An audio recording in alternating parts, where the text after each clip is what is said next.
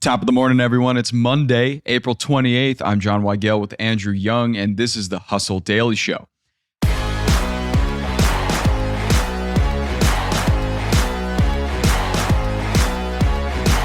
So it's tough to connect today outside of LinkedIn, but there are tons of entrepreneurs, tech founders, and aspiring business leaders that actually want to network. So how could you take advantage of that demand? By planning awesome events. Andrew Yeung is someone who does just that, now for a living. We're going to chat with him and hear how to actually build events, monetize them, and scale them into a full-fledged business. Andrew's upcoming event, the OOO Summit, is actually right here in New York, by the way, culminating on May 16th. You can check the show notes for tickets to that. But before we get there, let's give the hits and headlines today in business and tech. Starting us off today on the West Coast, California is now the fourth largest economy in the world, according to a new global and national data report from Governor Gavin Newsom's office. California, which used to come in at number 5, overtook Japan with a nominal GDP of $4.1 trillion. The United States, China, and Germany sit at the top of the list for now. Next, some social media news here. Instagram Edits, the Meta app, which lets users create videos across Instagram, Reels, and Stories, was downloaded 703 million times on iOS devices in its first 2 days on the market, which is 37 times more than when competitor CapCut released its iOS app. As of Thursday, Edits hit a total of 7.1 million views across iOS and Android. Those are some big numbers.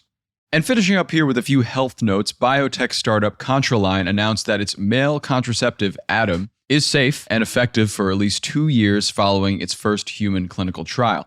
The water-soluble hydrogel blocks the passage of sperm for a long-term reversible birth control alternative for men. And finally here, a big win for Novo Nordisk came through on Friday as a judge ruled that cheaper copycats of Ozempic and Wegovy will halt production. Compound pharmacies are now unable to continue making the drug while more legal proceedings are underway. So yeah, you're not going to be seeing anything from Hims and Hers or anything like that for a good while.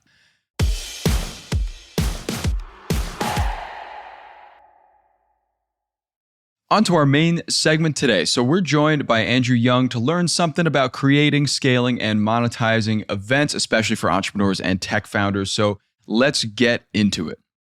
Welcome, Andrew. How are you doing today? I'm great. Thank you for having me. I'm excited to do this. Yeah, it's awesome to have you here on The Hustle. So I wanted to get started real hot. So you started your company, Fibe. It's an event and media company, and you've been doing events for a little while. Did you see kind of a real gap in the market for that kind of thing for entrepreneurs and founders? Is that why you started Fibe? Yeah. So I started hosting events back when I still had a full-time job. I moved to New York in 2020 and I was working at Facebook. I then moved to Google. Yeah. And yeah, there was a huge gap in the market because if you remember 2020, there was a mass exodus. Everyone had left the city. And so I came here and I was like, oh, I love New York and I want to meet people and do all these amazing things. But it was empty everywhere. And, you know, the bars and everything else is shut down. So I started hosting these outdoor gatherings as a way for me to meet people. It was never a thing for founders or investors. I'd never even met an investor at that point. I didn't even know what they did. And it just naturally sort of merged with my interests into that space. So that's how I sort of started, more so as an accident and as a hobby, never intended to start a business. Yeah. When did it kind of click in your mind that, oh, this could be a business and this could be something that I really sink my teeth into? There were sort of two parts to it. So one was early on, I was hosting something called the Junto Club, and it was sort of like a social club where I'd invited the most interesting people I'd met across my networks, but I would also open up to people who could apply to attend. And I would just put the forum on LinkedIn and Twitter and see who came in. And one day, the co-founder of Duolingo came by, and I was like, wow, I'd never met anyone sort of at that scale before. Cool. And so that was one realization, like there's something here, maybe I'm doing something right, or my timing was very good.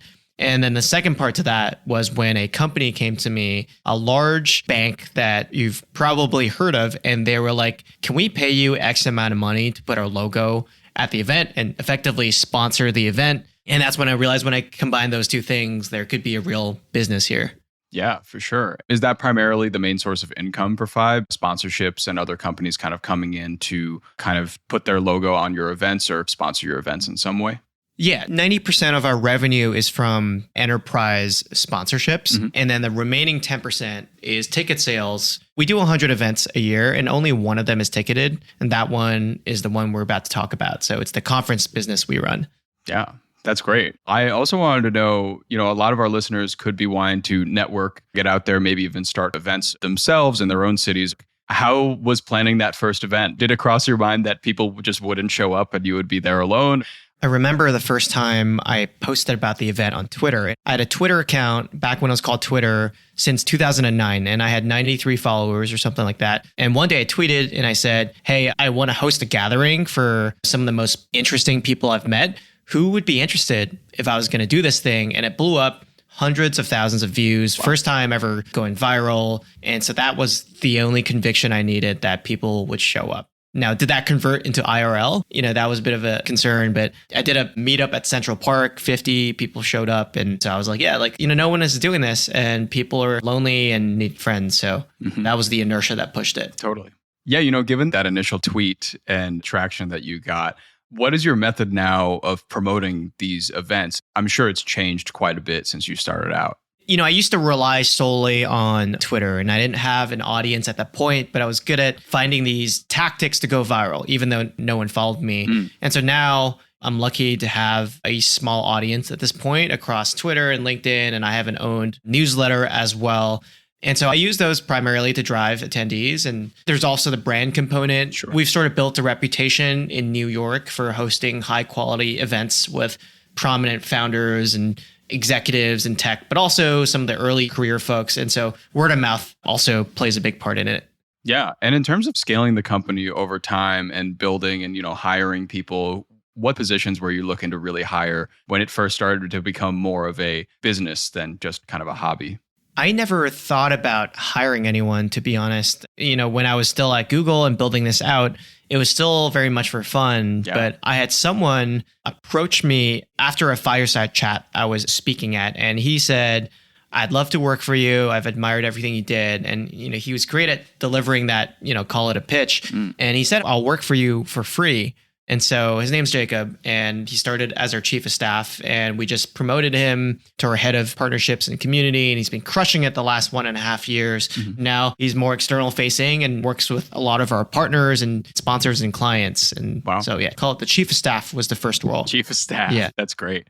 Yeah, it seems like you really kind of scaled this very fast. I mean, from initially planning these events and gaining kind of a reputation to now having a company. So I would love to know what's the biggest thing you've learned so far from creating events and experiences, and especially for the entrepreneur and kind of tech founder market. Lessons I've learned through scaling the company so far. So 2 things come to mind. Number 1, are you familiar with the term blitzscaling? Yes, I am actually. Yeah. It's sort of the venture word for, how do you grow effectively to, let's say, 9 figures within 10 years. And so you're sort of like doubling every year. And then after the first 2 years, you triple, and that gets you to like, 9 figures in revenue a year. What I've learned is that you can't really do that with the community. And, you can't just add new people on. You need to do the unscalable things to vet people and to put the thought and the intention into making these events that people really enjoy and not make it seem like you're just cramming people into a room. Sure. So that's the first thing I learned. We did it very quickly, but we also try to maintain that curation component and make sure our retention, which is defined by the number of people that attend repeat events over time. Yeah. We make sure those numbers are high. And to an extent, we sort of take it slow and cautiously.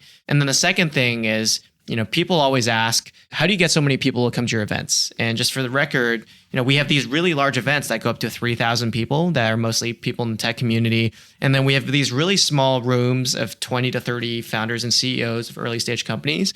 And people always wonder, if you do 100 events a year, how do you always fill each room? And my answer is to use the idea of an anchor. And so giving people a reason to be there. And for the smaller rooms, it might be because there is a prominent speaker or an exited entrepreneur that's going to be attending that can teach people things about business. And for the large ones, it might be because, we rent out the Arlo Williamsburg, one of the most stunning rooftops in Brooklyn. You might have been there, and it's got skyline views. It's awesome. And so a lot of people are going because, one, like the venue is just cool. That's the anchor. But also because at this point, they know that other high quality, ambitious, curious people are going to be there as well. And so what advice do you have maybe for somebody that's starting out in the event space, especially trying to build events for entrepreneurs and people of note like that? Figure out what makes someone want to come. And so if you want to fill the room with entrepreneurs that are, let's say just starting out, or maybe someone who's just sold a company, try to figure out what the biggest gaps in their business and their life is and what they could use help with, and understand how you can create a room that serves that purpose. And so, for example, a lot of the founders I know right now are either fundraising and about to close their round, or they have just closed a round and they're looking to ramp up hiring. And so their primary interests for the first group is to meet VCs or to meet strategic people that can help them close up the round. And so they always want to be in rooms full of those people. And then the second one is talent. Like, how do we access the top 1% of tech talent in New York?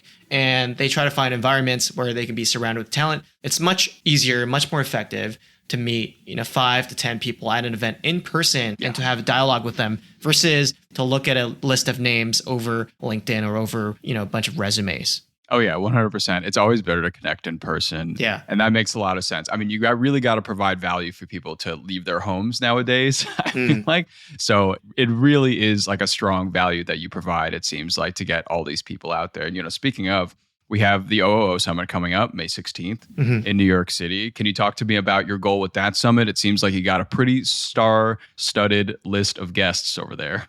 Yeah, so Ankur Nagpal, the founder of a company called Teachable, which he sold for $250 million, and now a company called Carry, and we piloted this event last year where, we were looking around the New York tech scene and we realized there's nothing that catered to the early stage sort of builder profile. And that could be an entrepreneur, or you could be a creator or solopreneur, or someone who works in big tech like I used to and is just looking to get started. There's no event that aims to vet those people, get them into a room, and teaches them how to get to the next stage. And so Encore, from his network, last year invited, the founders of Morning Brew, Sam Parr, the founder of The Hustle, a few other folks, to sort of reveal their strategies and to encourage these entrepreneurs on how to get to the next level. And we had 550 people show up, and it was a hit. And so this year we're doing it again. It's slightly larger, 700 people. We have Andrew Yeung, Sahil Bloom, Nathan Barry, and a bunch of other awesome people.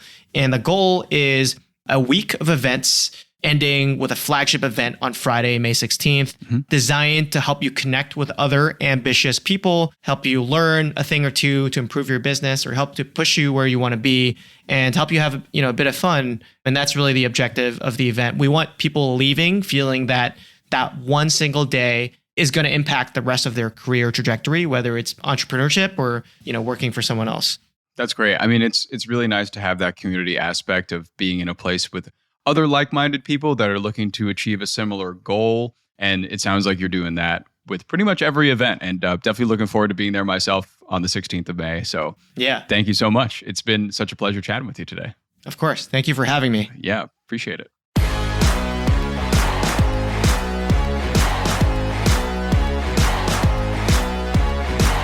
Okay, that's going to do it for us today. As mentioned up top, you can check with the link in the show notes to attend Andrew's OOO Summit in mid-May, with the big event taking place on May 16th.